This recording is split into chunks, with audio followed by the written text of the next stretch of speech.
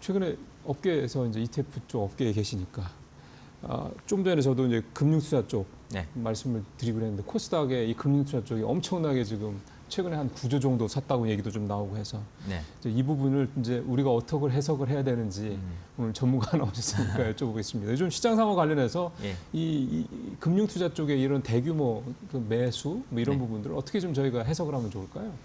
예, 사실 그 금융투자의 매수는 사실상 어떤 방향성 베팅보다는 해지 거래에 가깝다라고 보시는 게 맞습니다. 그게 뭐냐면, 아, 그래요? 예, 그러니까 예를 들면 그 유동성 공급자 역할을 금융투자사들이 많이 하게 되는데, 예를 들면 뭐 선물 시장에서도 그렇습니다. 외국인이 선물을 매수했다라고 한다면, 그러면은 그거를 이제 금융투자사가 선물 매도 포지션을 이제 받아주는 거죠. 그렇게 네. 되면 그럼 내가 이 금융투자사가 선물 매도 포지션만 들고 있으면 시장이 오를 때 손실이 날 수 있으니까 그렇죠. 그거의 손익을 방어하기 위해서 시장에서 현물을 매수하는 형태로 해지를 하게 되는 겁니다. 아. 예, 그렇게 되면 이제 화면에는 당연히 금융투자가 순매수를 했다라고 했다고 표시가 나오는데. 나오는 거죠. 네. 아. 그리고 이제 ETF 시장 말씀을 주셔서 ETF 시장도 보시면 예를 들어서 ETF, 예를 들어 코스피 200을 추종하는 저희 코덱스 200에 한 1,000억 원 정도 유입이 됐다라고 하면 그다음에는 이제 유동성 공급자들이 이제 코스피 200의 구성 종목을 갖다가 이제 비율대로 그대로 다 그렇죠. 매수를 하게 됩니다. 그렇죠. 그리고 매수를 해가지고 그 주식 묶음을 저희와 같은 운용사에 갖다 주고 네. ETF로 받아가 오는 거예요. 어. 그럼 그 받아온 ETF를 재고로 쌓아두고 요거를 이제 시장에다가 계속 이제 공급하는 겁니다. 그러면 이제 개인 투자자들이든 뭐 또 다른 기관 투자자들이든 그걸 가지고 계속 매수를 할 거고요. 그렇게 해서 이 그 유동성 공급자가 가지고 있는 재고가 다 소진이 됐다라고 하면 다시 이제 시장에서 또 코스피 200 구성 종목을 또 현물로 매수를 하는 거죠. 매수하고. 예, 그렇게 사와가지고 또 다시 1번의 과정을 반복하는 그렇게 되다 보니까 계속해서 그 화면에서는 보시는 것처럼 계속 금융투자 순매수로 뜨는 거고요. 그게 사실상 저희 개인 투자자들이 ETF를 샀을 뿐인데 결국에는 이게 뒤쪽에서는 삼성전자와 SK하이닉스와 현대차 같은 종목들을 다 매수하는 걸로 사실 이루어지고 있다. 예, 그렇게 이해하시는 게 맞고요. 그래서 제가 생각했던 것도 그 부분이거든요. 네. 저는 ETF를 사는 게 방향성이라고 생각을 했는데 네네. 그 밑단에 이제 그 구조는 뭐 그거랑 좀 또 다른 게 있다. 맞습니다. 금융투자 쪽은 상당히 기계화된 또 구조 거래가 상당히 많은 부분을 차지하고 있다라고 좀 보시는 게 일정 부분 맞고요. 그러면 한 단계 더 들어가서 여쭤보면 내가 산 ETF 상품이 어떤 종목들이 편입되어 있는지 네. 또 편입 비율이 어느 정도인지 그렇죠. 이거가 되게 중요한 거군요. 맞습니다. 예. 그거에 의해서 또 LP 유동성 공급자들이 똑같이 현물 그러니까, 매수가 기계적으로 일어나니까요. 사는 거니까. 네, 맞습니다. 그래서 그러면은 이게 예. 어떤 시장의 뭐 상승 어떤 시그널이라기보다는 그래도 시장이 굉장히 좀 참여하려는 유동성 자체가 굉장히 풍부해지고 그렇죠, 있구나. 그렇죠. 그런 형태로 좀 받아들이시면 맞지 않을까 생각합니다. 이게 중요한 거는 근데 지금 이제 아마 특히 이제 코스닥 150 같은 경우 이제 네. 사실은 제일 이제 그 수탁구가 큰 게 지금 네. 우리 팀장이 계신 삼성자산운용의 코스닥 150 150 요건데 예. 뭐 레버리지는 있긴 합니다만 우리가 레버리지를 얘기를 자꾸 하면 좀 그러니까 여기도 뭐 돈이 지금 전체 ETF 순매수 그 순위 중에 뭐 항상 상위권이더라고요. 그만큼 150쪽에 돈이 더 1등도 하고 뭐 네, 이렇게 맞습니다. 하더라고요. 1등을 예. 하고 레버리지가 4등인 거였구나. 그 정도로 이쪽에 돈이 많이 들어오는 건데 이제 만약 제가 코덱스 150을 산다고 그러면 내가 이걸 살 때는 코스닥이 계속 오를 거야라고 생각을 하고 이걸 사는 거잖아요. 맞습니다. 대부분의 투자자분들이 그렇게 그렇죠. 생각을 할 거거든요. 그 밑단의 로직은 어떻게 되는지 사실 네네. 우리는 잘 모르니까.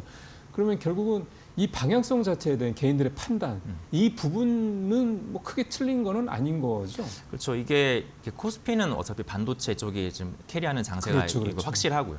근데 이 코스닥 시장도 보시면 최근에 2차 전지 관련 밸류체인이 많이 맞습니다. 올랐는데 이게 LG 에너지 솔루션이 최근에 실적 발표를 했었는데요. 네. LG 에너지 솔루션이 사실 작년에 굵직한 어떤 그 고객사와의 계약 해지들이 나오다 보니까 악재가 많았죠. 실적 우려가 많았습니다. 그렇죠. 그런데 이게 막상 좀 선방했단 말이죠. 그게 나온 이후부터 코스닥에 있는 에코프로라든지 그런 관련 네. 밸류체인 상의 기업들이 굉장히 주가 흐름이 좋았다라는 그런 부분이 있고요. 그다음에 사실 뭐 로봇이라든지 AI 이렇게 좀 최근 글로벌 테마와 엮인 종목들이 또 코스닥에 많이 이제 구성이 되어 있기 때문에 그런 종목들에 대한 기대감이 또 상당 부분 반영이 되고 있다. 좀 그렇게 좀 보고 있습니다. 그러게요. 이게 그러면 ETF는 개인만 사는 거는 아니죠? 아니죠. 네. 그렇죠. 기관도 사고 네, 외국인도 얼마- 사고 네, 하긴 많이 하는 거죠. 근데 합니다. 네. 비중이 개인들이 좀 지금은 좀 눈에 띄고 있다. 눈에 띄다 네, 이렇게 좀 맞습니다. 보면 되는 거고. 예.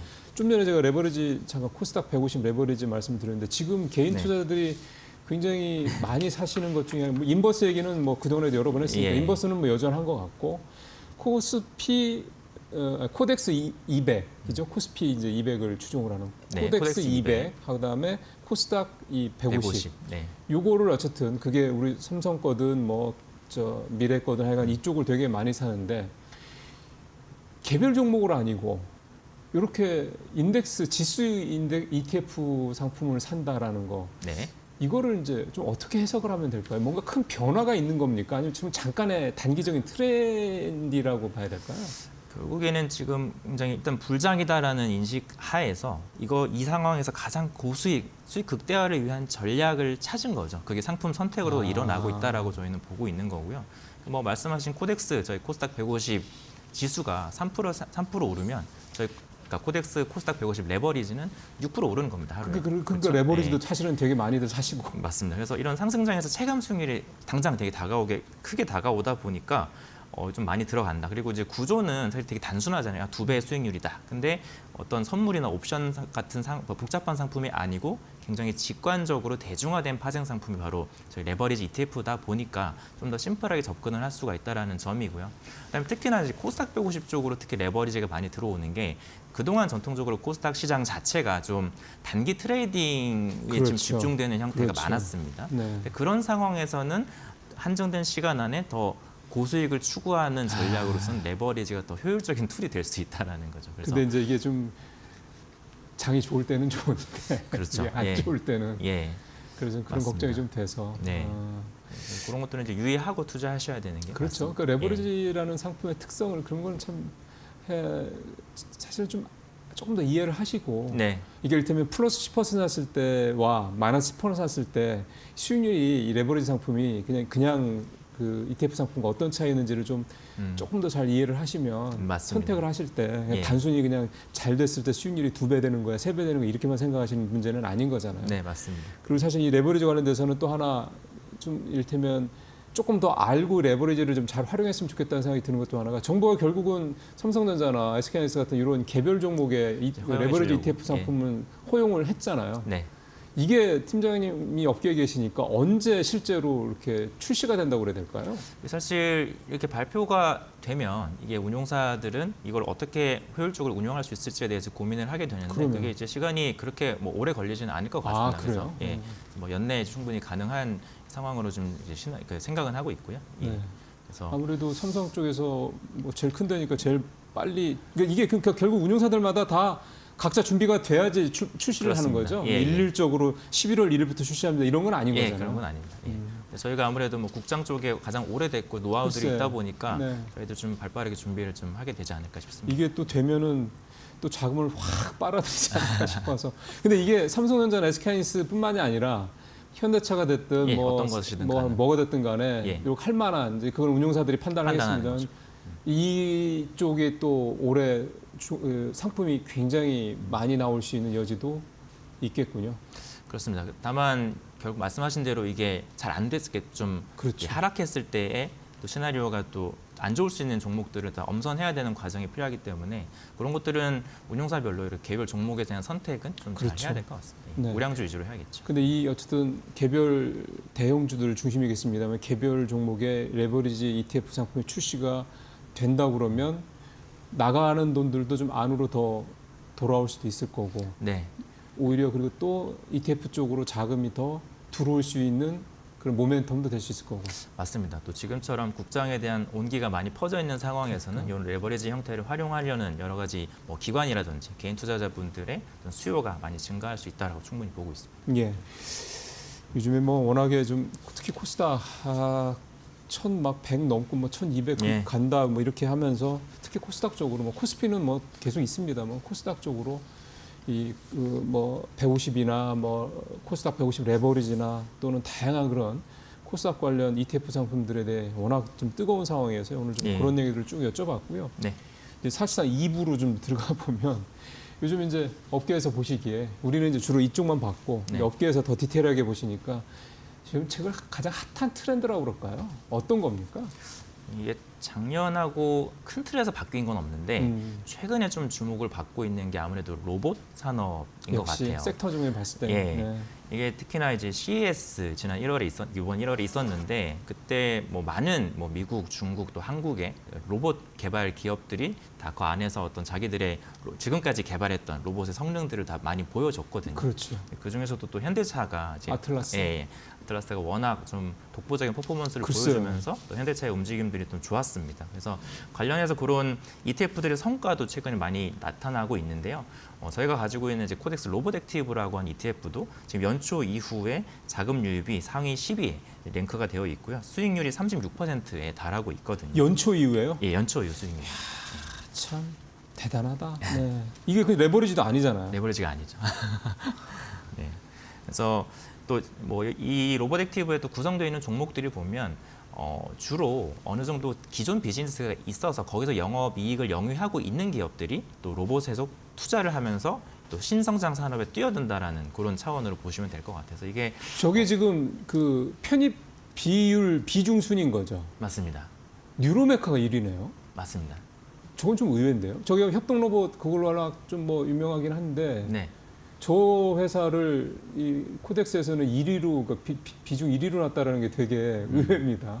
이게 또 저희가 액티브 ETF는 그 재량껏 어느 정도 좀 그러니까요. 매주 좀 조절을 할 수 있거든요. 그런 부분에서는 현재 뉴로메카를 좀 탑으로 보고 있습니다. 예. 근데 뭐 레모 로보틱, 삼성전자, 뭐 두산로봇 저런 회사 다 이해되죠. 금방 네. 이해되는데 의외의 종목이 편입 비중 1위라는 게 대신 아마 수익률이 그래서 더 뉴로메카가 올해 초반에 수익이 엄청 셌던 회사이기 때문에 저런 거 되게 수익률이 높게 나온 가장 큰 이유가 되지 않겠냐 그런 네. 생각도 좀 듭니다.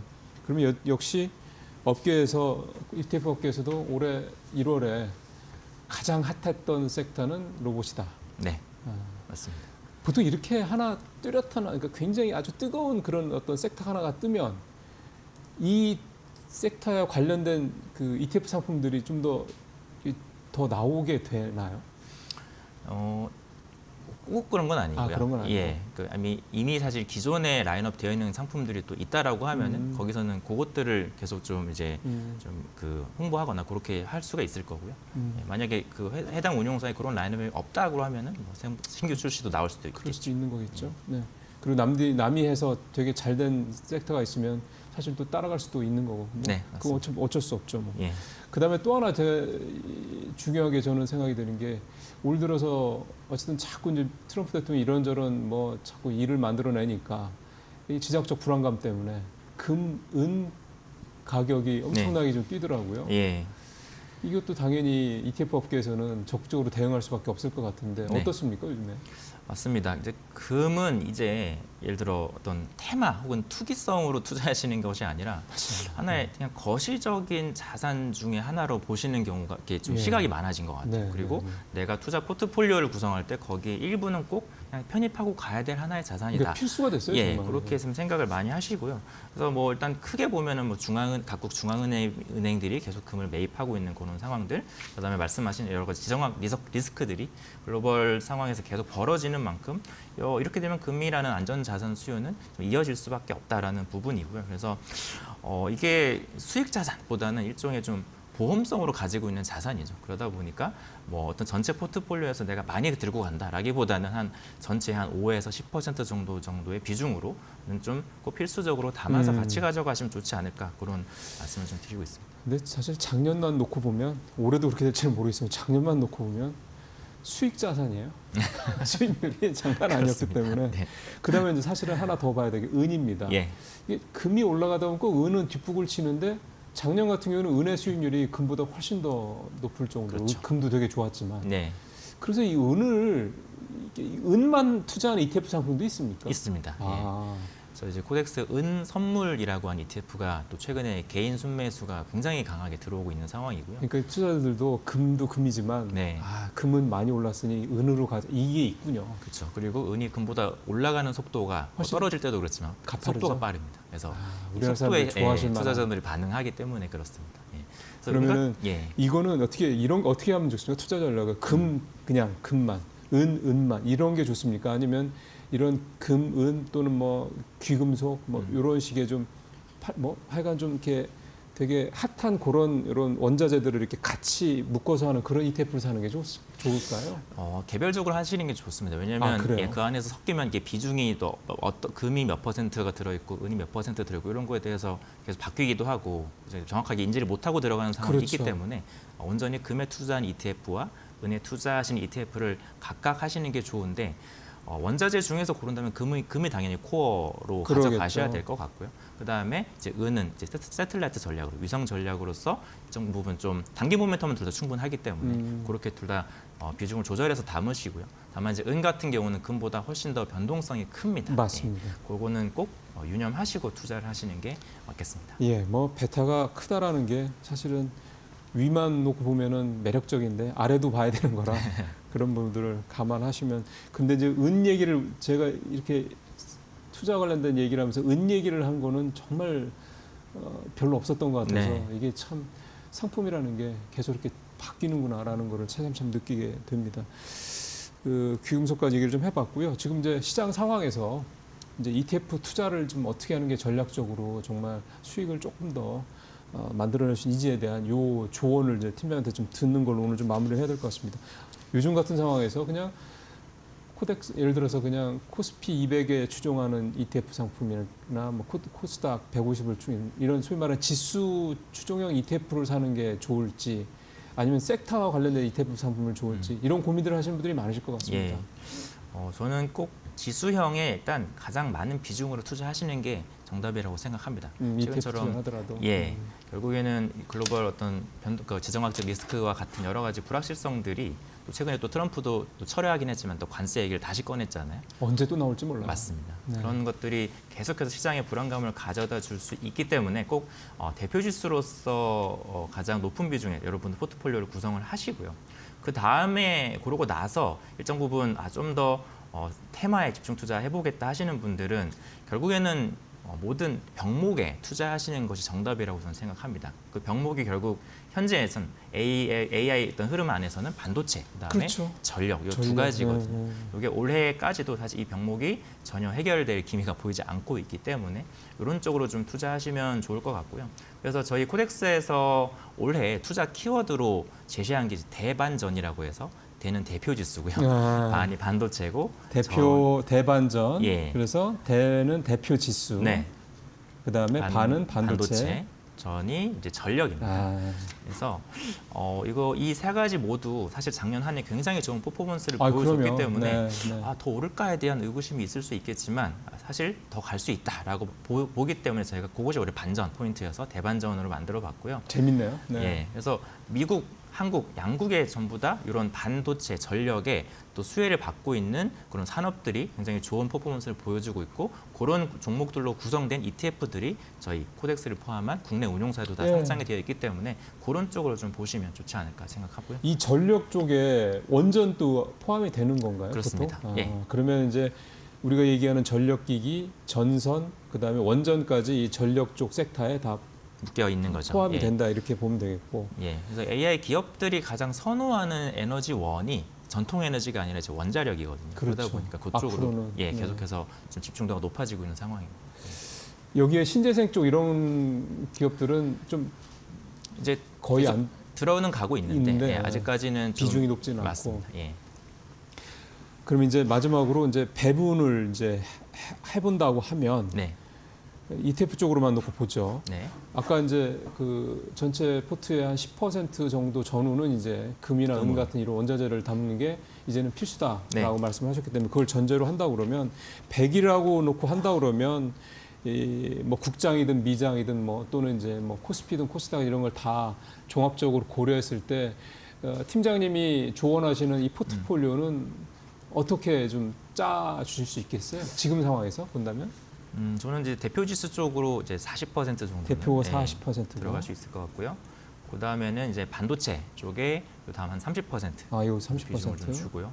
그 다음에 마지막 말씀드렸던 전력에 이제 20% 이렇게 하면 이제 90% 되니까 그렇게 하고 마지막 금에 한 10% 금에 이렇게 10%. 구성하시면 금으로 예. 은보다는 금 쪽으로 해서 조금 더 안정적으로. 네. 그렇게 구성하시면 좀 예. 나름 오늘 안정감 있는 올해 포트폴리오가 되지 않을까 생각합니다. 대표 지수로 40%, 그러니까 코스피든 코스닥이든, 네. 그다음에 반도체 30%, 전력 20%, 금 10% 이렇게 이동호 팀장님은 이제 세팅을 해주셨습니다. 좋은 참고가 될 것 같습니다. 여러분들 잘 참고하시기 바랍니다. 팀장님 오늘 말씀 잘 들었습니다. 감사합니다.